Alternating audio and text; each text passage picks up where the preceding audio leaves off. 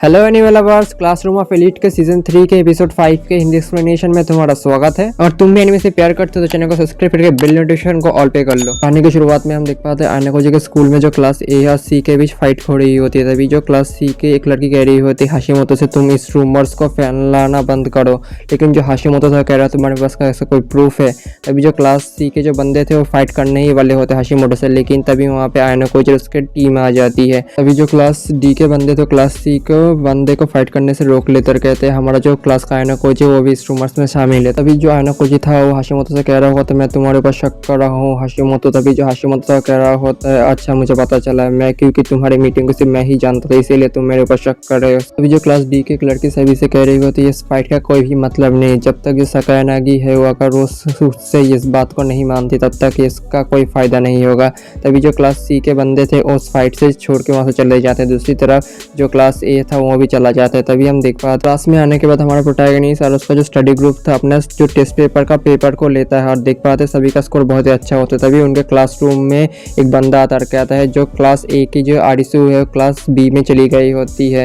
तभी जो आरिसू था क्लास बी से कह रहा होता मैं यहाँ पे जो इचिनो से उसको एक्सपोज करने के लिए आई हूँ, लेकिन जो क्लास बी था वो इचिनो से को सपोर्ट करने लगता है, कहते तुम उसको क्या एक्सपोज करोगे। तभी जो आरिसू है वो कहने लगती है जो इचिनो से वो पहले क्रिमिनल थी। तभी जो क्लास बी के बंदे से सभी कह रहे होते तुमको इस सवाल का जवाब नहीं कोई ज़रूरत नहीं इचिनो से, लेकिन जो इचिनो से है सभी के सामने आते और कहती है क्लास बी से मैं तुम सभी को कुछ बताना चाहती हूँ। तभी वो कहने लगते हैं अपने पास्ट के बारे में। तभी हमें पता चलता है जो इचिनो से है वो अपनी बहन के साथ और अपने मदर के साथ रहती थी।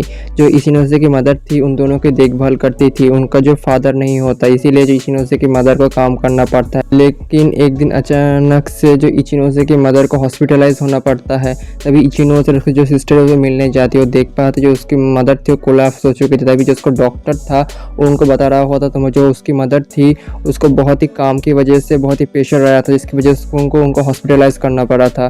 तभी हमें पता चलता है जो इचिनोसे को जो उसकी सिस्टर को पहली बार कोई चीज़ पसंद आई थी, इसके लिए उसके मदर को उस चीज़ को खरीदने के लिए पैसे की ज़रूरत थी, इसीलिए उसकी मदर ओवर टाइम करने लगी थी। दूसरी तरफ हम देख पाते हैं जो उसकी सिस्टर थी और उसकी मदर से बातें कर रही होती तभी उसको बुरा लगता है। तभी वो जो उसकी सिस्टर को जो हेयर पिन चाहिए था उसके बर्थडे के लिए वो देखने जाती है और सोचती है मैं इसे खरीद लूँगी। तभी उससे पता चलता है जो उसकी कीमत है बहुत ही है।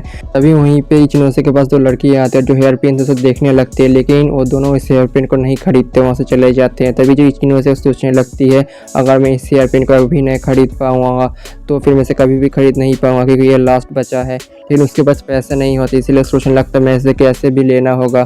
तभी वो उस जगह से उस चीज़ को चुरा लेता है। दूसरे सीन में हम देख पाते हैं उस हेयर पिन को अपने घर पे लेके आ जाता है और अपने जो सिस्टर दोस्तों देता और कहता है इस हेयर पिन को मुझे किसी ने मेरे दोस्त ने दिया है, तुम इसे ले सकते हो। तभी उसकी सिस्टर थी अपने हेयर पिन को अपने सर पे पहन लेती है और कहती है बहुत ही सुंदर है और मैं तो इसे ही चाहती थी हमेशा से।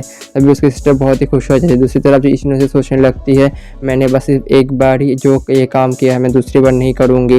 तभी जो उसकी सिस्टर को स्माइल देखते हैं और वो भी बहुत ही खुश होते हैं। दूसरी तरफ हम देख पाते हैं जो इचिनोसे और उसकी सिस्टर अपनी मदर को लेने चले गए होते हैं हॉस्पिटल में क्योंकि उनका आखिरी दिन होता है। तभी जो इसकी सिस्टर थी उसके सिर पे जो इचिनोसे की मदर हेयर पिन को देखती है और उससे पूछती है कि हेयर पिन तुम्हें कहाँ से मिला। तभी जो इचिनोसे की मदर को सब कुछ पता चल जाता है जो इचिनोसे ने क्या किया है। तभी इस वजह से जो इचिनोसे की मदर थप्पड़ मारती है और जो हेयर पिन था और उसकी बेटी को लेके जो शॉपिंग मॉल था वहाँ पे चले जाता है और चीज़ें वापस कर देता है और उनसे माफ़ी मांग लेती है। जो इचिनोसे था उससे बहुत ही बुरा लगता है। जब इचिनोसे और उसके मदर घर पे आते हैं शॉपिंग मॉल से जो उसकी मदर थी रोने लगती है और कहती है मैंने कैसी बेटी को पैदा किया है। और जो इचिनोसे इन सब देखने की वजह से बहुत ही शौक होता है और एक मेंटल डिप्रेशन में चला जाता है। ऐसे ही कुछ दिन गुजर जाते हैं। जो इचिनोसे वो स्कूल जाना बंद कर देती है और अपने रूम में ही अपने आप को बंद कर लेती है और अपने आप से कहती है मैंने वो क्या किया था। इचिनोसे को ऐसा देखने के बाद जो इसकी मदर थी उसके रूम के बाहर एक दिन एक नोट रख दिया था जिसमें लिखा हुआ था इचिनोसे तुम ऐसा नहीं कर सकते, तुमको लाइफ में आगे बढ़ना ही होगा। तभी जो इचिनोसे उस लेटर को पढ़ने के बाद डिसाइड करते हैं जब मैं एक न्यू स्कूल में जाऊंगी तो वहाँ पे मेरी एक न्यू लाइफ स्टार्ट होगी और मैं वहीं पे अपने आप को प्रूव करके दिखाऊंगी। तभी हम देख पाते इचिनोसे अपने स्कूल में आ जाती है एलिट स्कूल में। दूसरी तरफ हम देख पाते हैं अपनी कहानी को ख़त्म करने के बाद जो इचिनोसे है सभी से कहने लगते हैं प्लीज़ मुझे माफ़ करना दोस्तों, मैंने तुमसे ये बात छुपाई थी, मुझे पता है मैं एक बहुत ही बुरी लीडर हूँ, मुझे माफ़ कर देना। लेकिन जो उसके क्लासमेट कह रहे होते तुम ऐसे नहीं हो, हमको तुम्हारे ऊपर ट्रस्ट है अभी भी। तभी जो इचिनोसे है वो रोने लगते हैं और कहते तुम्हारा शुक्रिया। तभी जो आरिसू है कह रही है इससे कुछ भी साबित नहीं होता, तुम अभी भी एक क्रिमिनल हो, तुमने उस चीज को चुराया था। तभी जैसे क्लासमेट तो कहने लगते हैं हमारे लीडर ऐसी नहीं, हमको हमारे लीडर पर पूरा ट्रस्ट है। लेकिन जो आरिसू फिर भी कहने लगती है ऐसा बिल्कुल भी नहीं, वो एक क्रिमिनल है, इससे कुछ भी साबित नहीं होता। लेकिन जो इचिनो से कह रही होती है तुम्हारा शुक्रिया दोस्तों। तभी जो नागामो था वहाँ पे बहुत सारे टीचर्स के साथ वहाँ पे आ जाता है और जो आरिसू था उससे कह रहा होता तुम अपना जो रूमर्स फैलाना उसे बंद करो आरिसू। लेकिन जो आरिसू तो कह रहा होता मैं ऐसा क्यों करूँ, तुम्हें क्या लगता है मेरे को रूमर्स फैला रहा, लेकिन जो इचिनो से के बारे में जो मैंने बातें की वो सब सच है। तो नागामो था कह रहा था तुमने ऐसा बिल्कुल भी नहीं किया, तुमने जो इचिनो से पर्सनली टारगेट किया है, इसी वजह से मैं तुमको कह रहा हूँ इस चीज़ का भी क्या बंद करो, इसकी वजह से जो स्कूल का रेपुटेशन है वो भी जा रहा है। तभी जो आरिसू था उन सभी से कहता है मैं समझ गया, मैं ऐसा दूसरी बार नहीं करूंगा। तभी वहाँ से निकल जाता है, लेकिन निकलने से पहले वो हमारे प्रोटैगनिस्ट आयना होजी को देखता है। दूसरे सीन में हम देख पाते शाम के समय जो आरिसू है आयना होजी से मिलता है, मीटिंग करता है। जो आरिसू था वो कह रहा होता है कि ओताका से मुझे लगता है जो इचिनो से उसने जो अपनी फीलिंग है तुमसे पहले ही शेयर कर दी थी, सही कहा ना आखी ओताका। तभी जो आयना होजी था कह रहा होता है हाँ सही कहा, मैं उससे मिलने गया था, तब उसने उसके बारे में कहा था, उसके पास्ट के बारे में। तब उसने मुझे पूछा था क्या तुम मुझसे हेट करते हो, लेकिन जो मैंने तब कहा था मैं उससे हेट नहीं करता, क्योंकि हर एक ह्यूमन का अपना खुद का एक पास्ट होता है जो किसी को नहीं बताते। अगर तुम मुझे बता रहे हो, तुम मेरे ऊपर ट्रस्ट कर रहे हो, लेकिन इससे आज कुछ भी चेंज नहीं होता अगर तुम खुद से उस बात का सामना नहीं करोगे। अगर तुम इस बारे में कुछ भी नहीं करोगे और अपना डर का सामना नहीं करोगे तब तुम कभी भी जीत नहीं सकते इस मैच को, तुम हमेशा हारते रहोगे। इसीलिए मैं कहता हूँ तुम इस डर का सामना करो। तभी जो क्योताका था और इसे कह रहा होता है जो तब इचिनोसे का जो डर था वो चला गया था मेरी वजह से, इसीलिए जो इचिनोसे था वो पूरी तरीके से मेरे ऊपर डिपेंडेंस हो गया। तभी जो आरिसू था वो क्योताका से सवाल करता तुम्हें कब पता चला, मैं तुमको इस मामले में शामिल कर लूंगा जबरदस्ती। तभी जो क्योताका उससे कह रहा होता है तब मुझे पता चला जब तुमने तुम्हारे दोस्त को मेरी तरफ भेजा था। दूसरी तरफ जो आरिसू था कह रहा होता है जैसे कि मैंने सोचा था तुम बहुत स्मार्ट हो और इस स्मार्टनेस की वजह से तो मैं तुम्हें पसंद करता हूँ क्योताका। तभी आरिसू है क्योताका से पूछता है क्या तुम मेरे साथ गेम खेलना चाहते हो, अगर इस गेम में तुम जीतोगे तो मैं स्कूल से निकाल दिया जाऊंगी, अगर मैं जीतता हूँ तुम्हें स्कूल से निकलने की कोई ज़रूरत नहीं है। इस गेम की वजह से जो मेरी लाइफ में बहुत सारा एंटरटेनमेंट आएगा इस बेकार से बोरिंग लाइफ से हटके। दूसरी तरफ हम देख पाते जो आरिसू था वहाँ से चला जाता उससे बातें करने के बाद। दूसरी तरफ हम देख पाते हैं रात के समय जो क्योताका है वो कुशिदा से मिलता है। जो कुशिदा था वो कह रहा होता है तुमने मुझे यहाँ पे क्यों बुलाया है।